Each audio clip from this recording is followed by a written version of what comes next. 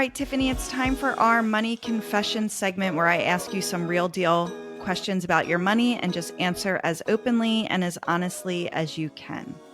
Sure. When was the last time you impulse bought something and it actually turned out great?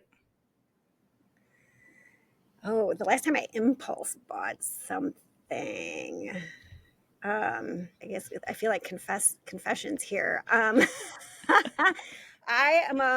a clothes person more than anything, and a shoes person. So, although I'm not necessarily like so totally focused on name brands, if you will, but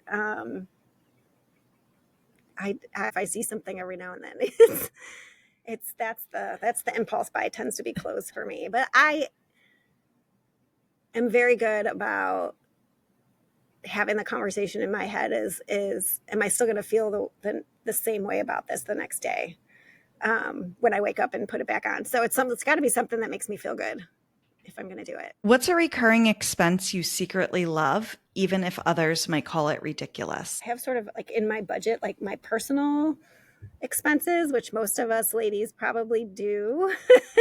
I try to stretch it out as long as possible, but I absolutely love going to my hairdresser because it's not just like a refresh on my hair, but it's, 2 hours where I could just, sit back and relax, and I'm not working. It's almost kind of like my mini spa retreat, but I'll like read magazines, find out what's going on with celebrity gossip, all that. Like I don't pay attention to that on a regular basis, but it's my time to like shut off.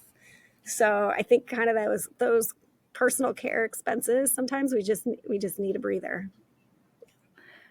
If money were to show up at your door, what would you say to it? I would say thank you. What an interesting question. I never thought about it, but I mentioned early on, my husband and I grew up kind of in blue collar type families, and so we'll sometimes sit down to have dinner, and whether the kids are home or not home or whatever, but just kind of take a breath and we're not in the biggest home there is in our town or anything like that, but bigger than we'd ever thought we'd have, right? And so we're just thank you, like feeling blessed that I got the education and learned how to use it as a tool for our betterment, as a tool to provide for our family, to give our kids opportunities. I think that's kind of my money mindset. I'm just grateful.